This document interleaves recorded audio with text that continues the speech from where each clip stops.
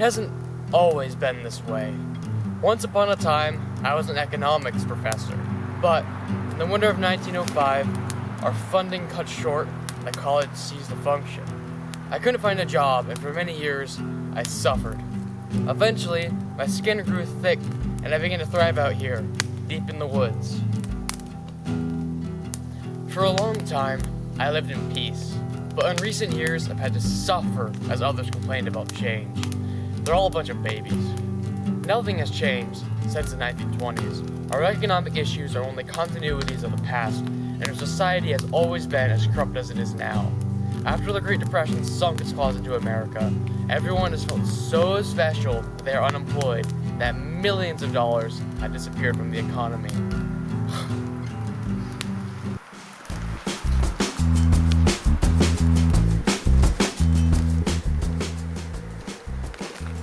I don't care if you think there was positive or negative social change.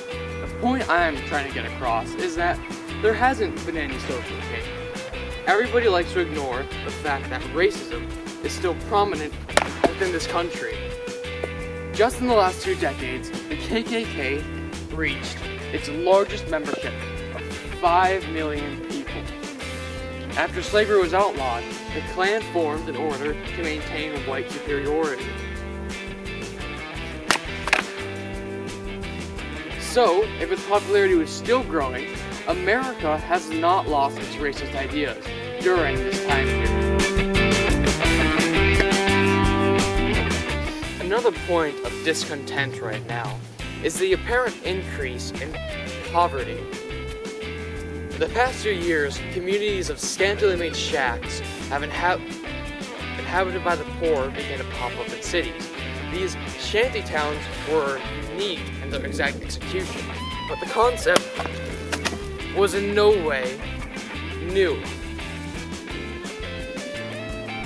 During the 1880s and 90s, there was a set of rundown apartment complexes where large families lived airtight cubicles without basic sanitations. In both instances, poverty has existed in such extreme magnitudes. So no change in society was necessary for shanty towns to arise. If one could just look at history, they would realize all of the problems they see right now are simply continuations of the past.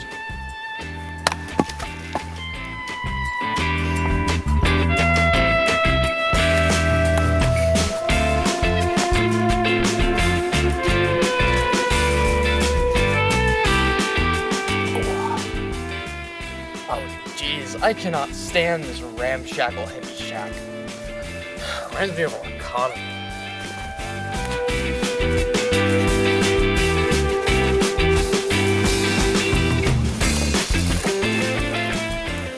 Do you know what else reminds you of the economy? History does. The economic issues of this time are only continuations of past problems.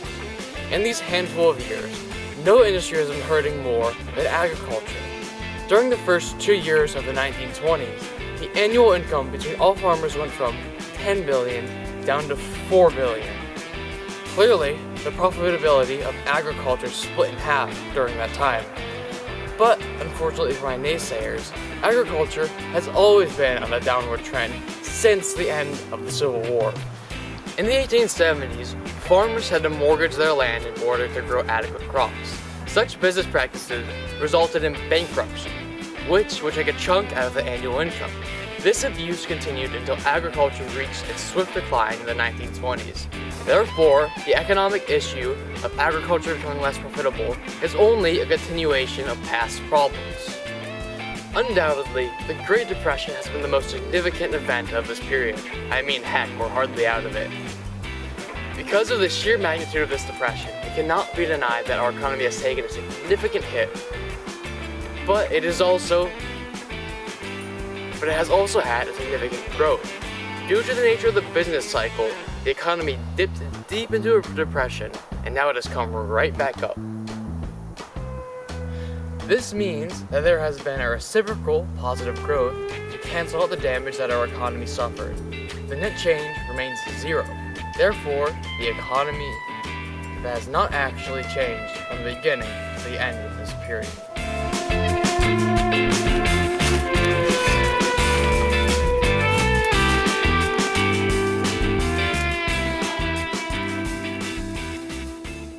Now that I've got my mind ticking, something has struck me. I've heard some very well-developed ideas that most would consider to kill mine. The government has taken a very direct role in the lives of American citizens and the economy. For example, due to the damage of the Great Depression, the government has provided direct relief to Americans. Since its roots, America has always believed in rugged individualism, or the idea that society could fix itself. Clearly, that was thrown out the window with the creation of the WPA. The WPA is a government program that makes jobs for bums like me. Society is relying upon the national treasury to survive. Therefore, the government is providing direct relief to Americans. In addition, our government has also begun to regulate business. Once upon a time, us rugged Americans believed in laissez-faire economics. Essentially, that is the belief that industry will regulate itself and that the government should keep its hands off. But just recently, the Fair Labor Standards Act of 1938 was passed and lowered work hours and increased the wages. The Supreme Court created legislation that regulated every business. The economy was not left to its own. Therefore, the loss of laissez-faire economics signified change in the government. So we get that a lot has appeared change in the government, but let me tell you why none of it matters. The government had already underwent those changes before 1920. For example, all the way back in 1908, the Supreme Court ruled that women be held to a 10-hour workday. Business was regulated, so if laissez-faire economics were ignored then laissez-faire being ignored now did not represent change. In a similar case, rugged individualism was also forgotten before 1920. After the Civil War, the government established institutions for schooling and care. Americans receiving direct relief then proves that the relief now does not represent any change in the government. Despite what they say, our government has not changed. So, what have we learned? We have learned that society was always rotten, and that the economy has always been suffering, that everybody is a no-good hippie that can't accept reality. Why couldn't I have been left in peace? Clearly, my rugged individualism is no match for this cruel world. I need to take a nap. I'm losing control, and I must regain it. I must rest.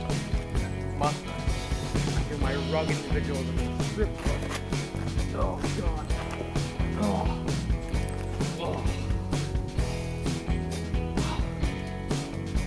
You know, maybe I should go get a job.